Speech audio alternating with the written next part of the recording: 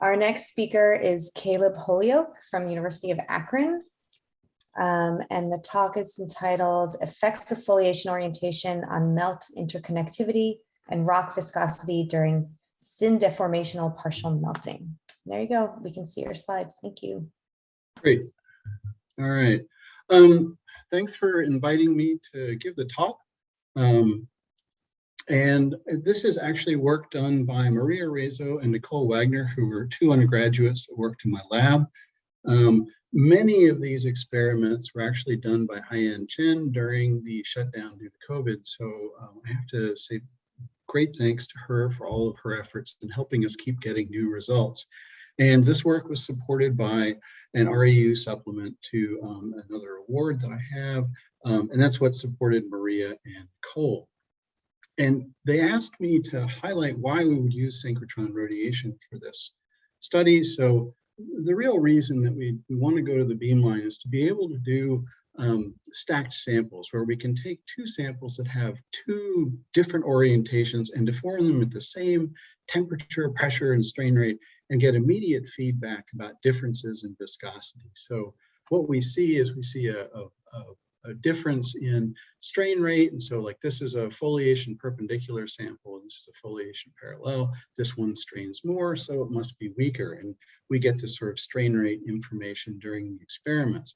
But in addition to the science part of this, it's also a fantastic opportunity for undergraduates to go and see how big science works and kind of get an idea of what goes on outside of their smaller geological world. So as they wander around the synchrotron late at night, looking at all the different posters, they can see the wide variety of science that's being done at these kinds of facilities.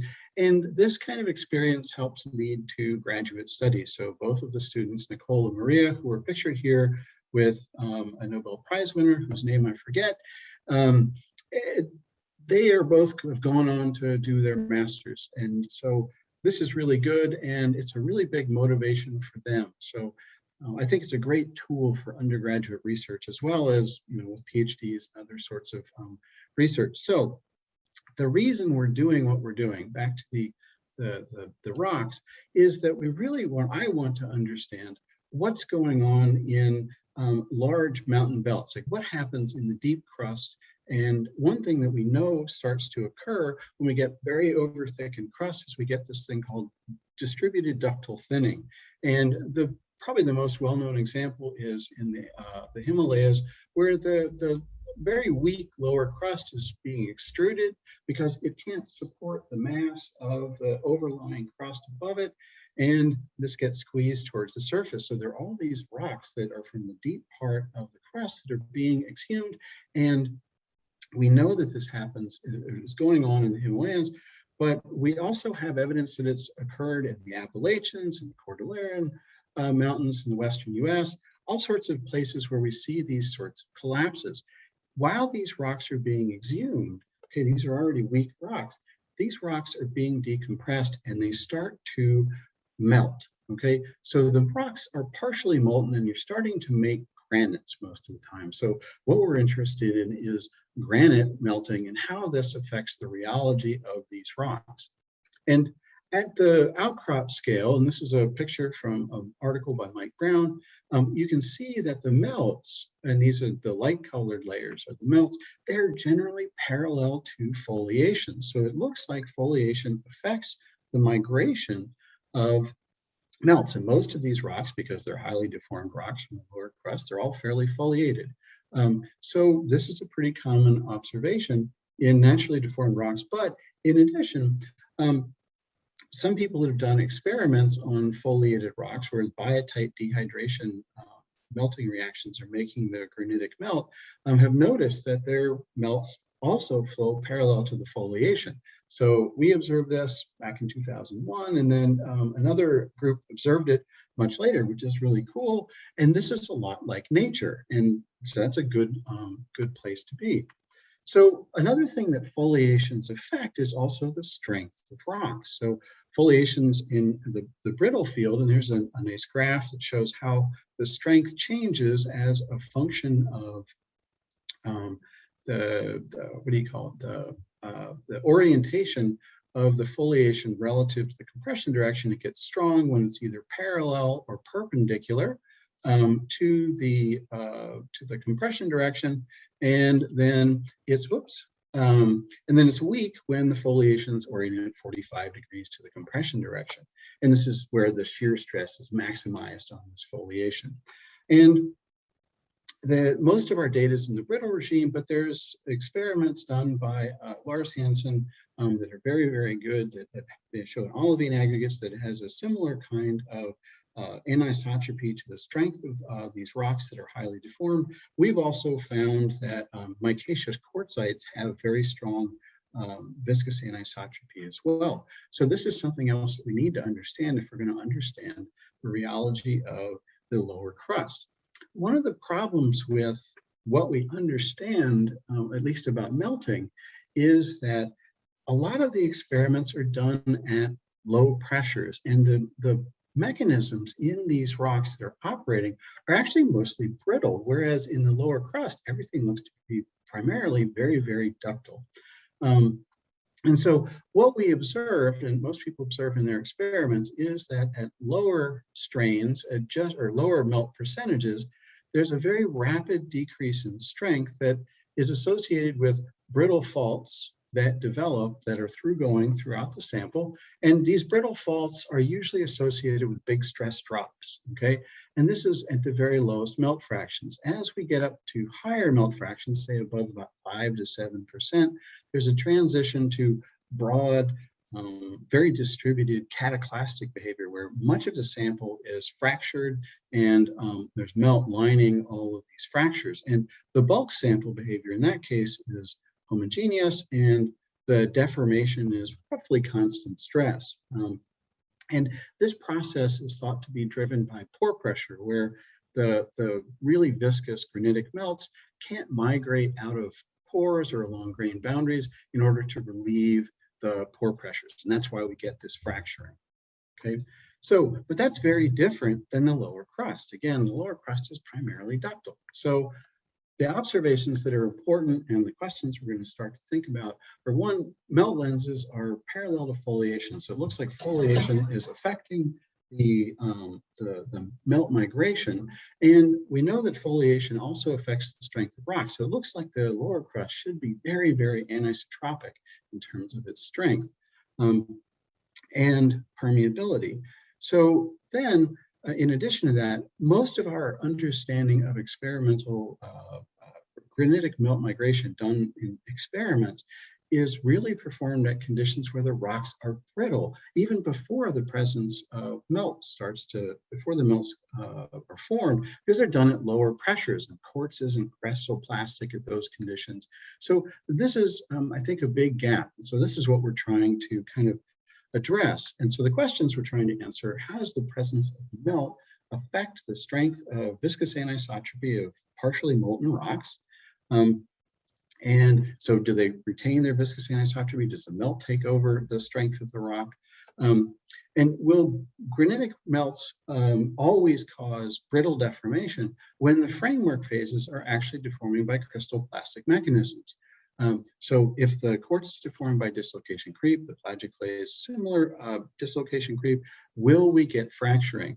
And then finally, does the type of melt that's formed by these different granitic melting reactions affect the response of the rock, or affect the deformation mechanisms that are occurring? And so there's wet melting, there's biotite dehydration melting, muscovite dehydration melting, amphibole dehydration melting. They all have different kind of properties. So today we're going to focus on an experimental study that's done on the gneiss minutiae, which is a fine-grained gneiss from the border of Italy and Switzerland. Horrible place to have to go collect rocks. And it has a very well-defined foliation of biotite. That's about 13% of the total volume. And that's all very well aligned within a quartz and plagioclase framework. And there's about 36% quartz, 51% plagioclase. And the plagioclase is this intermediate gray, quartz dark gray, and then the biotite is this lightest gray here. There are occasional monazites and oxides also within this material. Now, we did the experimental study at the beamline 6 BMB at APS. And what we did was we took stacked cores that were collected at different orientations to the foliation and lineation, within the rock. And so this is showing the core orientations. We're going to look at 2 of the 6 orientations that we did. One is at 45 degrees, so this should be our weak orientation, and then a strong orientation at perpendicular to foliation. All of these experiments were done with stacked cores, so we're deforming them at the same temperature, pressure, and strain rate, or at least applied load. And these conditions, 850 degrees to 1,000 degrees, are such that we should get crystal plastic deformation in all of our phases at these conditions, which is really, really important. So we don't want to have brittle mechanisms operating. And I'll show you that we didn't, so that worked out pretty well. Now, the reactions that we're dealing with are a bit varied. And so at lower temperatures, we see melting due to wet granite melting. So the melts that are formed, they should be, and they are, they're from wet melting. And so they're primarily quartz and feldspar that are reacting to water that is in the samples. We didn't dry the samples. There's a natural small amount of water in these cores. And so we get that, and we get a little bit of melt from that. And at temperatures above 900 degrees, well, we were aiming for this pressure, but ended up here. So we stayed there. And the phase equilibria from these 2 studies indicates that probably 900 to 950 to 1,000, we should start to see biotite dehydration becoming an important melting reaction. So these are the reactions that we're dealing with. And so what we see is that through going from 850 degrees up to 1,000 degrees, we see that the melt fraction is increasing pretty steadily up through these different temperatures. These, the studies that were done to generate or to determine these, the melting curves are pretty slow. These are sluggish reactions. So we don't generate a giant pulse of melt all at once. It's a very small amount of melt. In fact, we don't get above 6 volume% over the course of the experiment, which is about 17 hours versus the 2 weeks for those experiments. So what we're doing is we're deforming as the rock is melting, just as it is starting to melt and form the melt. So, this is what should be happening in the Earth. So we think this is a good simulation of what's going on. And if we look at, so now, if we look at our mechanical data, what we see is that the stresses, the bulk stresses, are decreasing as a function of temperature. So our strongest sample is at 850 degrees C, and they decrease as we go up to 1,000, which is what we would expect. And they start, the stresses increase and then deform at nominally constant stresses for most of the experiment. And this is consistent with what we would expect for ductile deformation, which is a good sign. Okay, so these are, this is all really good. There's no dramatic drops in stress that you would associate with brittle failure. And if we look at the viscosity of the aggregates, it decreases as a function of increasing temperature, which is what you would expect. And so at the lowest melt fraction, or the lowest temperature, what we see is that the foliation perpendicular sample is a bit stronger than the foliation 45-degree sample, but the rest of the experiments, the strength of the cores are the same. So the foliation orientation doesn't matter above 850 degrees C. So they're isoviscous. So that's a pretty important observation. Now, when we look at these same data in terms of the melt fraction, it's only the 850 degree data has about 0.5% melt, and then we are maybe at 1.5 at 900, and then the samples are even from 1.5 to about 5% melt. They're isoviscous, or not much of a decrease in strength, and these are mostly wet granite melting. But as soon as the biotite dehydration melting starts, we have a step decrease in the viscosity, a very large decrease in the viscosity, and we still don't see any difference in terms of the strength of the different orientations of foliation. So it's still isoviscous, but there's a big decrease when biotite dehydration starts to occur. Now, at the sample scale, Deformation is homogeneous. We do not observe faults or shear zones. It is very, very homogeneous. You can see at the top, this is the foliation is at 45 degrees core. The foliation is rotated somewhat from its original orientation. Maybe it's at about 50 to maybe 60 degrees from sigma 1. That's consistent with what we would expect if we're flattening a core with the foliation oriented at 45 degrees. The foliation perpendicular to the compression core is down here. There's a little bit of barreling indicating we probably have some temperature gradient in the sample, but what we see is that it's homogeneous deformation. We don't see faults or shear zone, which is really a good sign. This is different than a lot of other studies done with granitic melt. Now, if we look at the lower temperature experiments, we see that kind of rotation of the foliation. And this is just showing the orientation of the foliation at 1,000 degrees. So this is at 950 degrees. There's a rotation in the foliation. It's at about 60 degrees from the compression direction, so it's flattened out somewhat. But at 1,000 degrees, we see a big change in the orientation of the foliation in the 45-degree core, or the core with foliation of 45 degrees. It has almost become perpendicular in many cases to the foliation. So it indicates that we have a lot more rotation and flattening of all of the grains within the framework in this rock. So there's a big change in the rheology from 950 up to 1,000 degrees. Now, at the grain scale, what we observe is that quartz has both undulatory extinction and deformation lamellae. That's these little lines that are through a lot of these grains, some bent ones, and then plagioclase has undulatory extinction. These are both consistent with dislocation creep. And so that's good. Crystalloplastic mechanisms. We don't observe any brittle fracturing of any of the grains. And then biotite grains, these are kind of fuzzy, but they are recrystallized in some cases, usually fairly sheared, and if they're in the right orientation, sometimes kinked. So all of these are consistent with crystalloplastic deformation, no brittle deformation, which is really exciting.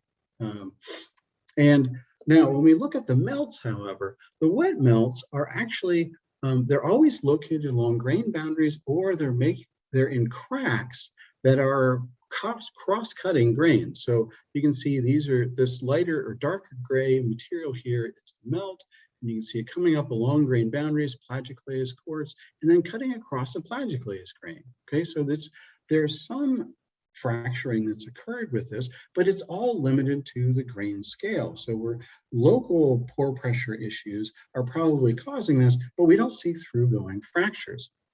This is very interesting. All of the grains around there are deformed, but the melts are kind of popping open grain boundaries. And if you look at the grain boundaries, you'll see that they're very scalloped.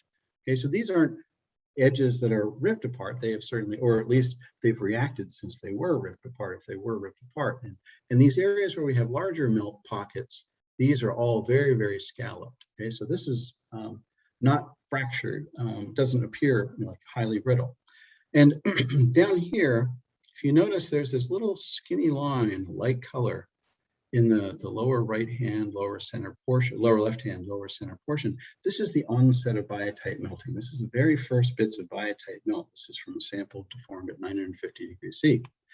When we look at the sample deformed at 1,000 degrees Celsius, the biotite melt, which is this much lighter melt, is lining almost all of the grain boundaries. You can see it tracing almost every grain boundary, and the biotites have lots of solid reaction products in them. So these bright phases that are stuck on the edges of biotites are the garnet and orthopyroxene that form as part of this melting reaction. But the biotite melts are iron rich, and they're very bright in BSE. Whereas we go back one slide, you see these wet melting are very low in iron. They're not bright in the SEM, but the biotite melts are, and they line all of the grain boundaries. Totally different than what we see with the wet melting. These are very, very thin, and they're found on lots of grain boundaries that are perpendicular to the compression direction, which is not what we would think for tensile cracking. So the big observations, the important observations, are that at low melt fractions, viscosity of the gneiss becomes anisotropic. So this is important for modeling the rheology of the lower crust. In our experiments, we see the stress is roughly constant after yielding, and the deformation is homogeneous. So we don't see localization of any sort, or at least at a large scale. And wet melts are observed in lenses that are parallel to the compression direction. This might indicate that these have high pore pressures because they're too viscous and they can't migrate, whereas biotite melts or dehydration melts are observed along almost all grain boundaries. I mean, they're traced many of the grains. And so the viscosity of the rock also dramatically decreases as this biotite dehydration melts become the dominant melt that's observed in samples. Okay, so very different behaviors from the two very different silicate melts. They're both rich in silica on their granitic melts.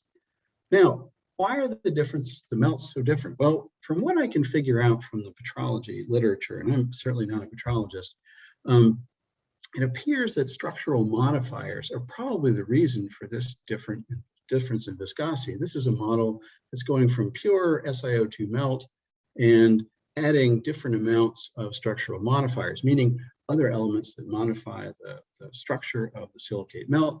And a lot of the structural modifiers like potassium, sodium, aluminum, they have a big effect on the strength of the melt or the viscosity of the melt, but iron and magnesium seem to have a very large effect, much larger than these other structural modifiers. So this is another study, and these are sodium, potassium. This is viscosity of melt of a feldspar melt, essentially, and the magnesium variable is considerably weaker, 2 orders of magnitude weaker than this. Unless I'm misinterpreting things, it looks like magnesium and iron are very important, and biotite contributes magnesium and iron about 3% to 5%, I think, in these melts. Whereas with the wet melting, it's pretty much quartz and feldspar that are making the melt. So this is really, this is probably why we have such a different kind of behavior between the two melts in the same rock. Now, so the implications to nature. Well, different melt types are likely to have different effects on the deformation mechanisms operating in rocks during syndeformational melting, okay? So biotite dehydration melting is likely going to have a very different weakening effect than these more viscous melts, okay? And the more viscous melts may cause fracturing. Maybe they're too viscous to migrate or to relieve pore pressures. And they might cause fracturing, but the biotite melts will also likely become interconnected at lower melt fractions because they can migrate along grain boundaries at very low melt fractions. And you can see that in our experiments where many of the biotite melts are completely interconnected. In addition to this, foliated rocks that are viscously anisotropic prior to melting will likely become isotropic at very low melt fractions. So less than 1% of melt was enough to completely change the anisotropy in the rock. So finally, what's next? Well, thank you. Shear deformation in tomography is really, I think, what would be really great to do. And the folks at Jesse Cars will probably tell me that I can actually do this, but it would be great to be able to do an experiment where I do tomography at, say, a shear strain of 1, 2, 3, and be able to get stresses during that at the same time so that I can look at how the melt connectivity evolves with strain. And, does it start to form bands? Does this, I don't think it's going to act like more of an olivine. We're not going to see things, but is it organized in some fashion? Do we start to see strain localization in some way? And they should be easy to image because they've got lots of iron relative to most of the rest of the rock, even if they're pretty thin. The biggest problem that we really run into is time. And this is something that I need to figure out in terms of the reaction versus how quickly we can deform something in order to keep it, ductile, okay? And so reactions also take time. So we can't just crank up the temperature and without maybe affecting other things. So before we do those, we need to do some kind of offline work to figure out the right conditions. And unfortunately, beamlines don't have weeks to let me mess around and do long experiments. So with that, I'll open up for questioning. Thanks very much. Thank you very much. That was really interesting. Questions? Yes, Sean Corrado. Oh, very nice work. It's really nice. Very interesting. So as far as I understand it, so you found that when biotite dehydrate, then gives fluids like a melt completely wet grain boundaries? Not completely, but very close to being many of the grain boundaries within the rock. Yeah. It's a reaction with the quartz and plagioclase that between the biotite quartz and plagioclase that forms the melt.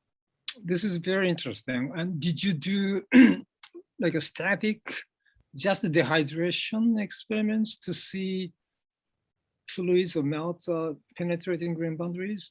Yeah, I have in the past, and Yeah. they don't get as far away from the rock as during deformation. Oh, so there's a difference. Okay. There is a difference. We haven't done it with this rock yet. Yeah, but I really like you to do like a simple, just static, no deformation, because most of aqueous fluids don't wet grain boundaries. Actually, dihedral angles are quite large. Like Bruce Watson did some interesting work, 1987. Water and quartz and water and olivine. Dihedral angle is 90 degree or 100 degree, very large. Mm-hmm. So your results are very different, and I think they're very interesting. So I really encourage you to do just simple static experiments. You don't have to go to synchrotron. No, we can do that. Angle. Yeah. Yep. That's a good idea. Thank you. Yeah. Other questions? I have a quick question. You were saying at the beginning of your talk that the experiments to equilibrate take weeks of time, but you were saying the kinetics are really important, and that I don't remember the length scale you said for the experiments. It was less than a day, right? Well, yeah, our experiments are 17 hours versus the people that are trying to reach a chemical equilibrium are doing them over much longer time periods. And so that's not really what I'm interested in. But I think, it's certainly an important part of what's going on in nature in terms of understanding melt migration and equilibration with the host rock.